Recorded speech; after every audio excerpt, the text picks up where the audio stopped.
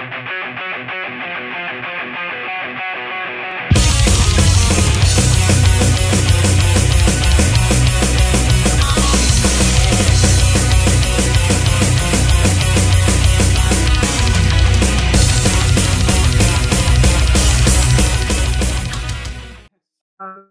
a bit about each song in detail. Like, do you have your not the favorite one, but the one that you can relate the most to? The one I can relate the most to is probably Dust and Shadowland. But the one I like the most, I think, is the ill-fated Mr. Mordrake. I just liked how that song came to be, and it's a cool story that I didn't come up with. I discovered the story through a song by Tom Waits. The song is called Poor Edward. When I heard it, I just loved the song and listened to it for years, and then I felt like there must be a story behind this. So I did some research, and I found a story with Edward Mordrake, who has a face in the back of his head that was tormenting him and eventually drove him to suicide. And actually, the story came from a scientific journal. A doctor wrote it as a case study. So people believed it was true, but it was kind of an urban legend. So probably he was trying to boost his career. I don't know if he was just trolling the scientific community. This was like 100 years ago. But the story have lived on in popular culture and been explored by other people. So it's not very original to write about this one. But so at first I thought that I wasn't going to do it because I liked the Tom Waits song so much. So there was already a song that was TV series, books and stuff. So I didn't intend to do it. But then one morning when I drove to work, I started to sing it out of nowhere. The beginning of the song, Edward Mordrake, what's in the back of your head? And I couldn't help. I need to. So I took up my phone and started recording, sang the first verse and the second verse, and then I went to work and just wanted to get home to get into my studio and start working because I felt like this is going to be too good. So, and then I found another part of the song as an old idea I had forgotten about, and they fit perfectly together, you know. And then I came up with the part with the guitar melody was, I wanted to do something like Grand Magnus often does. They play guitars, but it sounds like Swedish folk music played on a violin. That kind of style. Yes. I just wanted to do that for a long time, and this song was perfect for that. So that guitar melody, the part that I found in my phone, and my original idea, those three parts made a great song, and I felt like this is just pure luck. It didn't feel like I was writing the song. It felt like more like I was very lucky. But the good thing I did was I didn't fuck it up. I didn't think too much. I tried to just be very, very honest about receiving the song. So that's my favorite. But it's also because it's very fun to play. And I am happy to hear this because like this is the song that caught my attention. I was like listening to, oh, this is very interesting. So yeah, cool story. Yeah. And for me, yeah. And my favorite is Exit Sign. Oh, that's a story behind that one as well. But this bit macabre actually. I got a phone call from my dad, and he said that his sister's husband, he had killed himself. And I wasn't close to that family, and so this is kind of a depressing story. I wasn't close to that family. We weren't really close relatives, but it was the father of my cousins. And I remember when I was a kid that when he must have been in his 30s. He became ill. He had mental problem. He was eating a lot of medicines. He got retirement. He couldn't work as a police officer anymore. And I never knew what it was, and I still don't because no one wanted to talk about it. But what I didn't know was that he had been attempting suicide many, many times. He was really determined, and now he was 70 years old. They found him in a bed, and he had overdosed on, I guess, medicine or sleeping pills. They revived him called the ambulance. They managed to revive him, and he promised, I will never do that again. Okay, I will never do that again.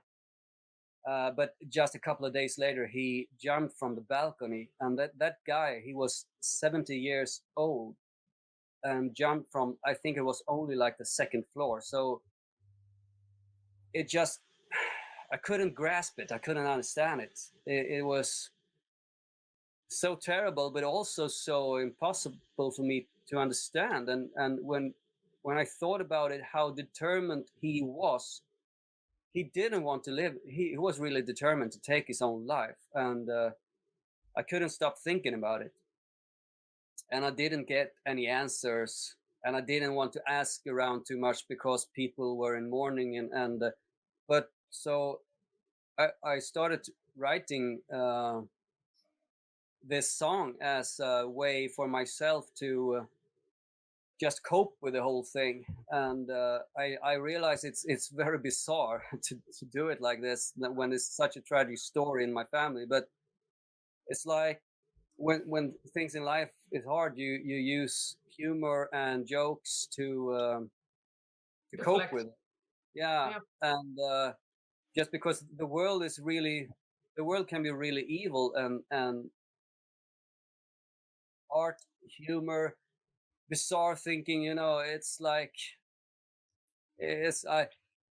I mean, it's I don't know what to say if the family approached me and say, how could you write a song about this? But I mean, I did it because I needed to get it out of my system and work it all out. So to find the exit sign. Yeah, it was, I cannot explain it really, but that's the story about, the tragic story about this song. And it's a strange, because I think it's a very, musically it's a very positive song. Yes. We have this I like the music. It's like Mediterranean at some point. We have an instrumental part that sounds really strange. It sounds like some crazy bar mitzvah Jews dancing, it's really yes. So it's really, I mean, I don't know, maybe I should examine my head writing a song like this. Orphan Myra, something like that at this point. Yeah.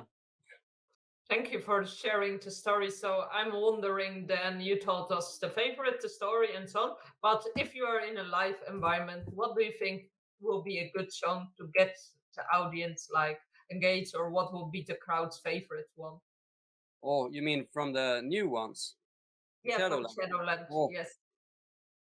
I mean, I think Dust is going to be that's going to be the opening song. Going to make a cool intro and then have that as an opening song.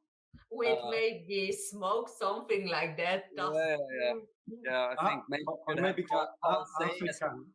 Dust. So we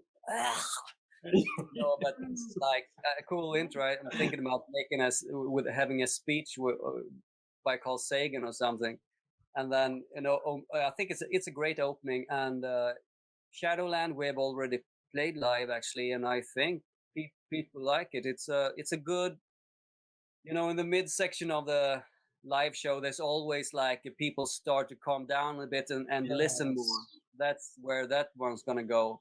But I really we are going to play the ill-fated Mr. Mordrake, and I've finally learned how to play it and sing at the same time, because some of the parts is really difficult because I'm playing a melody across the guitar neck and sing lyrics and other melodies. So it took a while to get all of that down. So now when I did all this work, we need to play it live. But other than that, I don't know. Maybe we'll try to play the so-called bonus track live, because people really seem to dig that one. And that one is like, usually when we write songs, it is a beginning and it evolves, and then in the end you feel like everything is tied together, and it's almost like full circle. But a song like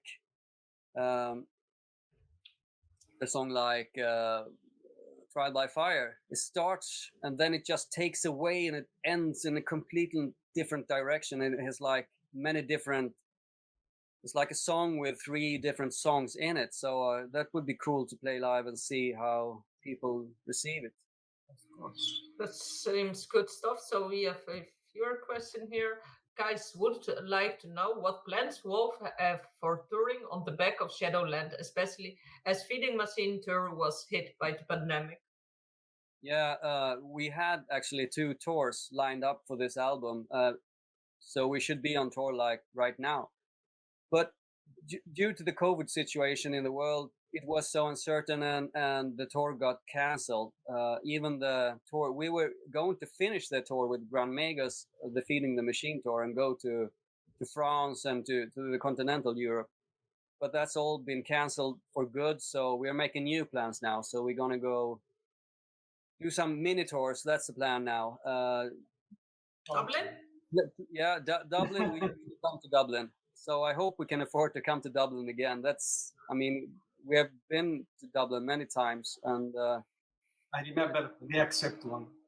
yeah. So in UK, hopefully Ireland in the UK run, and then different runs, short runs across Europe and maybe other places as well. So we'll see what happens. We have a new booking agency that's working for us now, and he's working his ass off. But it's very, very hard right now to book anything, because promoters are scared to sign any contracts because no one knows what will happen. Yeah. But at the moment, seems fine. Seems okay. Yeah, I think so. I thought everything was starting to look. Tomorrow we have a concert here in Dublin. Good. Yeah, we did a show in Stockholm a couple of weeks ago, and that was great. It was the first show in 2 years, and for some of the audience, it was also the first show they went to see a band, and there was such an amazing feeling in the room. People were really, really hungry to go out again, to meet other people, have a nice time, see a good band, and experience that thing again. It felt like starting to feel like a thing of the past. Yes. So, yeah. Let's see. And I think Grand Magnus was the last concert, eh? Here in Dublin, no, the last concert was. No, I mean before COVID. Yeah, we did. Yeah, so there was a tour in 2020. Like, I think this was the last gig for us. It was in March. Yeah. Yes, it was in March 2020, just before the pandemic happened. Yeah, and so, well, what kind of memories you have from this experience? Like, yeah, was that the last one in Dublin, or did you do any other? I think we did two. We did. I think we did Birmingham and London after that. Okay. I think London was the last, and that was really, really surreal. Some people didn't show up. They had tickets, but they were so afraid to go because they thought they were gonna get the COVID and die. So you could see that there was not. It was. I think it had sold pretty good, but people didn't show up. So it was like, I think 1/3 of the audience, or maybe not that much, but a lot of people didn't come. It still was a good crowd and everything, but it was the feeling in the audience, feeling at the venue was really, really strange. And I think we got the COVID actually, and we were starting to get sick. And I usually it's hard to stay. For me, I usually get a cold somewhere on the tour, and so I had to blow my nose on stage. I usually do that anyway, because when I sing, it started to run from So it's just a handicap I have. But this one, of course, was worse, and then I had to cough, between 2 songs. So I coughed in my arm, and the room went completely silent. It was like, and I could hear like, the warning sound. Oh, people were like, so I thought someone, they're gonna sue me, or I don't know. It was really, really strange. So we carried on with the show, and we thanked the audience extra much because they had come there. But it was very, very. Everything was. It felt surreal. So after that show, we packed our stuff. We tried to find new flight tickets. And it wasn't easy to find flight tickets because everyone was going home to their, and when we got to the airport, it was like a Mayhem. like a Holocaust movie, post-disaster moment when you go to the airport and the planes don't lift, and it was really bizarre. And now it wasn't just Asian ladies having, to cover having the masks. Now more people having masks than it was. When we arrived to Stockholm, I've never seen such an empty airport ever in my life, and it felt like, hello, is this for real? It was really, it was strange, and at that time no one really knew what was going on. And I thought, I was very, very naive and stupid. And I thought, well, because the world to me has been really crazy for the last 8 years, just become more and more strange. I feel like, what have I been? Am I in a nightmare? I don't feel like I'm on the right planet anymore. But I felt like when the COVID thing happened, I felt like, okay, this is not a left or right thing. This is not.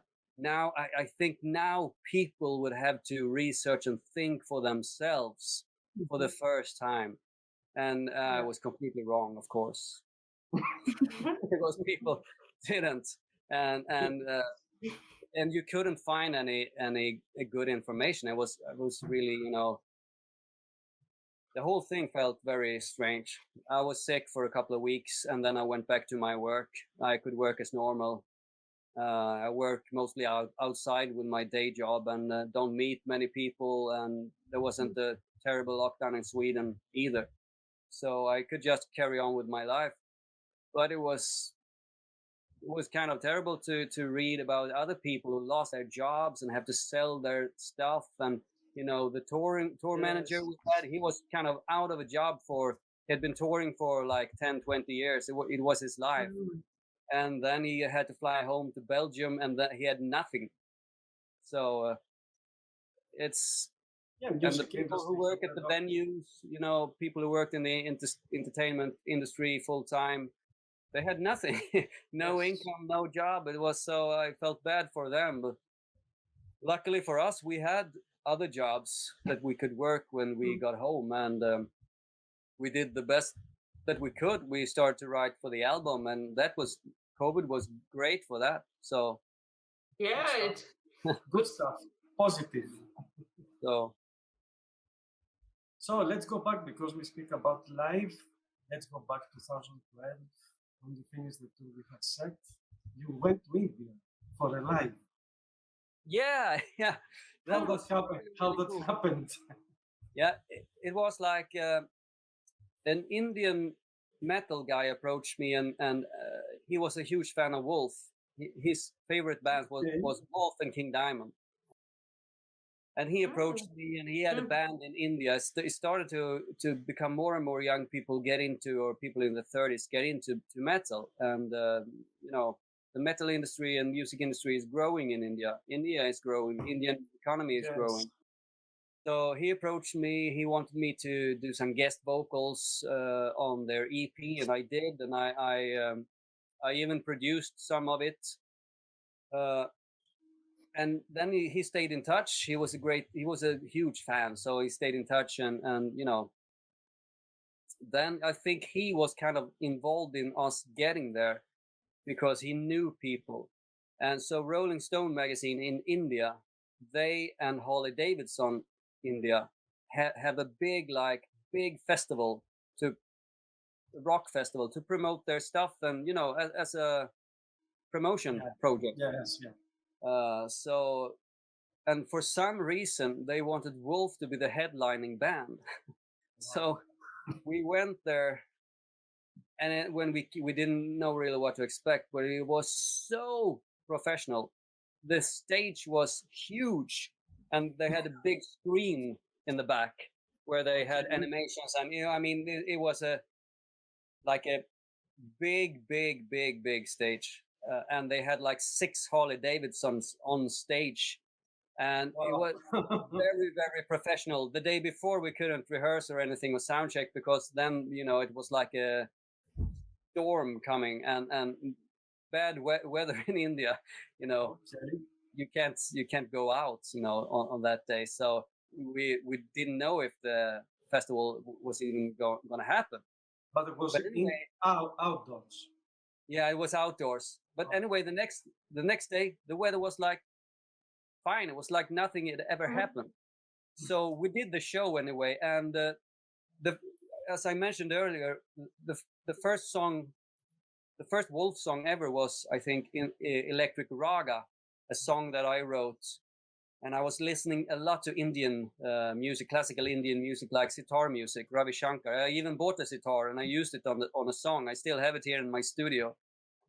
And when we, knew that we were going to play in India, I thought, well, we should have a real sitar player sit in with us in the song and do the intro and do the outro, and I eventually I found a guy, or if I don't know who found him, but he was a professional sitar player. He wanted to do it, and he learned the song, and we came there, and they are sitting down when they're playing sitar. So he sat down on stage. He did an amazing intro, and he played like 1,000 times better than I did. Of course, he could really play the sitar. It's really, really hard to play the sitar, especially play fast rounds. But he did it all. He played the riff, then he played with us the whole song. And I felt like this is. It felt like I have died and got to heaven. Yes. I had, the hairs on my arms was standing, straight up, and it was so amazing. It felt like, I remember when I wrote the song in my apartment, it was years before we released the first album, and it was the first song that started off Wolf. And now I'm here in India playing this Electric Raga with a sitar player in India in front of an Indian audience, and you could see how much they loved it. And then, we did the ending of the song, and then he continued to do a long raga, an outro, and then we all went in to do the rock star ending, and it was such an amazing experience. That night when I lay in bed at the hotel, I couldn't believe what I had experienced. It was like the song had come home. That was my feeling. I felt like, the perfect full circle. So I don't think we ever played that song after that experience, actually. It was just amazing. You played to the original place. Yeah. What a story, Niklas. So Daniel Stromberg is asking, do you have a link to the Wolf show in India? No, I haven't. But I know they were filming with a lot of cameras on huge arms, so it was extremely big production. So somewhere that it should be out there, and I know that it was on YouTube, but I don't like to look at myself playing, so I haven't seen it. I'm such a perfectionist, so I don't like, if it's not up to my standards, I get depressed, and I don't like to look at myself, but I know that it's been out there, so probably one should be able to find it somewhere on the internet. The Metal Galaxy will look to it. Yeah. Right. So there were a couple of viewer questions. Deborah is asking, could I ask if Niklas thinks they will be able to release the first of a couple of albums? Thanks.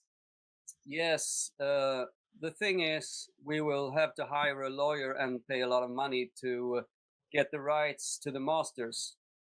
And that record label that owns the masters, they doesn't really exist anymore. So it's going to be a lot of work to do it, but we intend to do it. And if someone buys that and does it before us, I will personally come and kill them. So because it's a shame that those albums have disappeared, because the record label just disappeared and went bankrupt. I don't really know what happened, but no one can buy them anymore, and we can't re-release them without doing it right, because otherwise we can get sued. So that's the story about that. And I know that people are paying crazy prices for the first album, the one with the Hans Arnold album cover, and I think it's kind of wrong that people capitalize on our stuff. So we think we have intended to release it again to a bigger, because there's a demand for it, but we got to do it right. Yeah, that sounds great. We look forward to it. So we have a question from Daniel. Which is a Niklas' favorite song to play live, and why just that one? Oh, I think it's Speed On,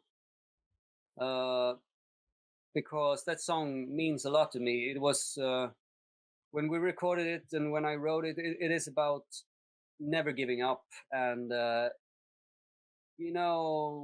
when we live, we go through difficult periods in our life, and some more difficult than others, but you have to fight to get to the other side.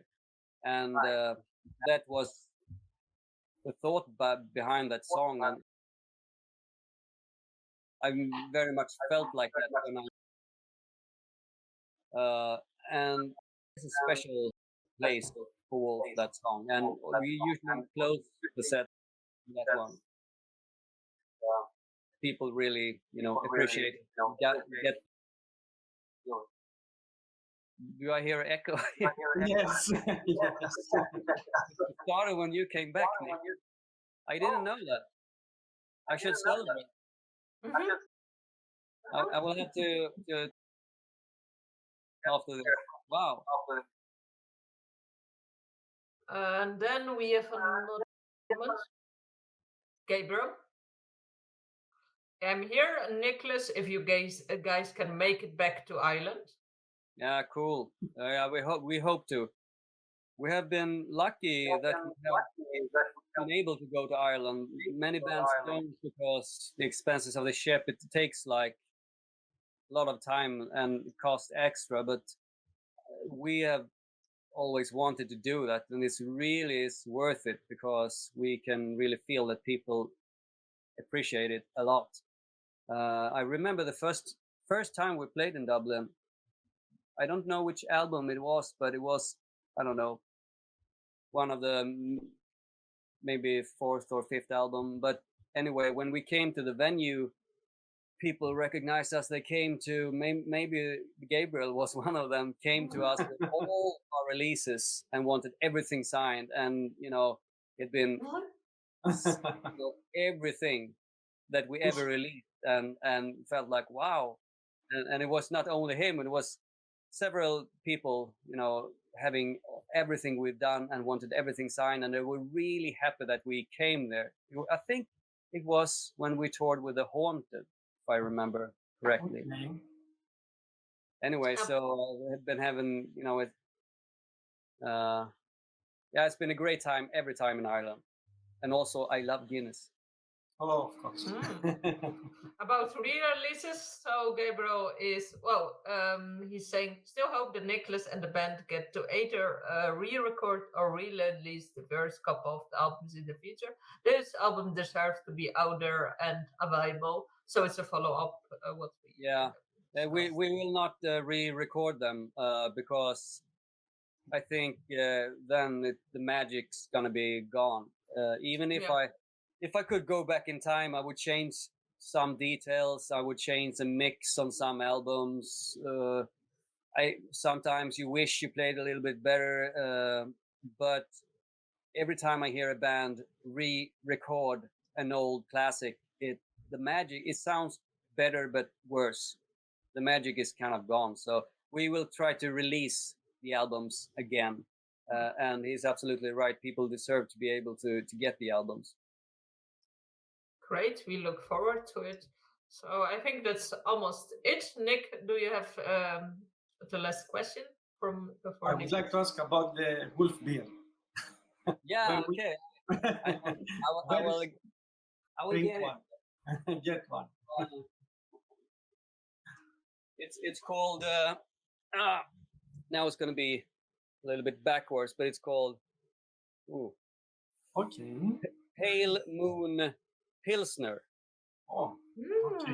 And the guys who makes it and girls, they are called Heavy Met Ale Brewery. So they began as metalheads, beer enthusiasts that wanted to bring, high quality beer for metal people, rock people, and get it to festivals and stuff. Because now a lot of us metalheads, we are a bit older. Maybe we would like to drink something with a bit more quality. We enjoy a beer more, and maybe not drink 55 beers, maybe 3 really good beers, and Yes. they just have a they have a passion for quality beers, ales. At first it was ales, but now it's also different kinds of beers, pilsners, and they now found microbreweries that share their vision, and that they really have their heart in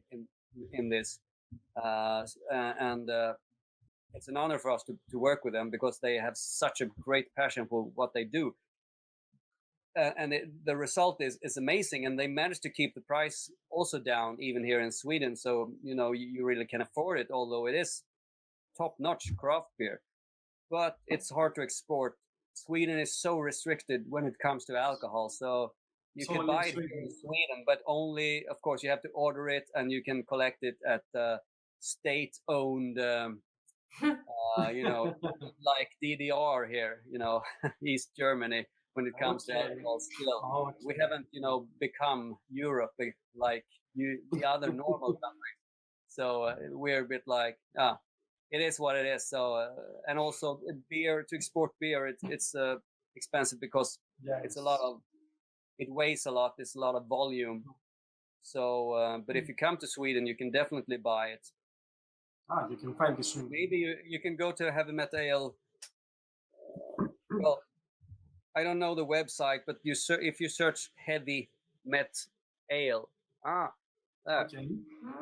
you will find it. I don't. Maybe they export. Maybe they send. Or you just go to holidays to Sweden, Yes. see wolf in Sweden, and come back with the wolf. Yes. No one in their right mind would go to holiday in Sweden. Maybe some German. Because German have they had, at least in the past, a romantic vision of the Swedish countryside where I live. So, but otherwise the weather is. It's okay, but you have very good festivals. So yeah, we have. Yeah, come to Sweden Rock and the other festivals. We have many festivals now. So Sabaton Festival. Yeah, Sabaton Open Air. Yeah. And if you're lucky, you will come on one of the 2 days that we have really nice weather in a year. So Yes. Amazing. But What? It's like Ireland. Yes. Or I would like to place called Dalhalla. Valhalla. Dalhalla, I think. Dalhalla, yeah. Oh, yeah, Dalhalla. That's a really cool place. It's was a live of Hammerfall before years. I have actually played there. I did a musical. I was playing one of the priests in Jesus Christ Superstar, and that was really cool to do in Dalhalla, because the acoustics there. It's in front of a stage. It's like an old, I guess, theater. When you mine, it's an old mine for something. So it's a big hole in the ground, and then of course it is filled with water, so it becomes like a lake down there. So in front of the stage, you have like water, a lake, and then you have like an old natural amphitheatre that flows upwards, and the acoustics is amazing, and especially for me, who has a tenor voice. I don't have a lot of bass in my voice, so my voice sounded. It sounded really cool to hear it because of the acoustics, the way that the voice travels. It works even better for more upper range voices. So that was really cool. That's a cool place. So yeah, I can recommend going to a concert there. Amazing. So I think that's everything. So here we have Gabriel. Thanks, Niklas and the Metal Galaxy. Great interview. Thank you, Gabriel. And we have Daniel here. Yeah, thanks, Niklas and the Metal Galaxy for this. Well, thank you, Daniel. This was also thank you, just Niklas. the last question. Wait. Yes, sorry. So I have a question for Niklas. Basically, we covered a lot of Shadowland, but is there anything that you feel that we haven't, mentioned, or you would like to add anything to it? No, I just, I've been talking so much about this album, and I think it's an album that, if you're into metal, you just listen to it, and I think it will grow on you, especially if you're a bit interested in the lyrics. I think you will find a lot there. So that's just everything I wanted to say. I don't like. I like to talk about the songs, what I feel, but I don't like to tell people what to think about the songs. I like people. I'm more interested actually in people telling me what they think about the songs and how they perceive it and what meaning the songs have for them. That's more exciting for me actually to listen to than to say just my own thoughts about them. So then the request for the viewers, so if you listen to the album, please comment below the video and tell Niklas what you think and what you feel about when you listen to the songs. Yeah, that's good. Yep, that's all for me. Yes. Great. And we will let our thoughts as well known as we will write a review and do a video about Shadowland. So you will hear our thoughts about this. Yeah, that's one thing I want to add, that we're releasing a third video of, that's going to be the Ill-Fated Mr. Mordrake, and it will be out this Thursday. Okay. So in 2 days, the third video will be out, and when we release that video, we will lose like 500 German fans. But hopefully we'll get some new fans. No, it's a fun video. I really enjoyed recording it. I think it's very entertaining. I hope people will like it. Can't wait to see it now. I will also like to apologize for the Germans. I've been bashing the Germans through I don't mean that in that way. We love you. We're coming back. Deutschland. Yes. Great cliffhanger. So thank you, Niklas, for joining us today and telling us about Shadowland. And we want to thank as well Parma Turner, our Overdrive, for connecting and sharing the event as well. We want to thank our collaborators for promoting the event.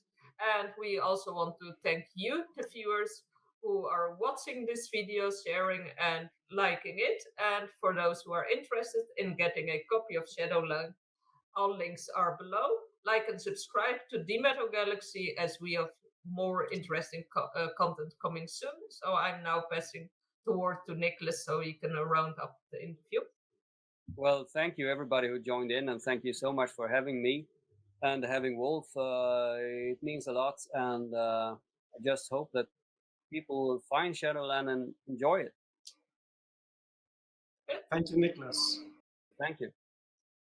Thank you so much. We hope to see you live someday. Yes. Yeah, Shadowland. Enjoy the evening for now. Yeah. Bye. Bye.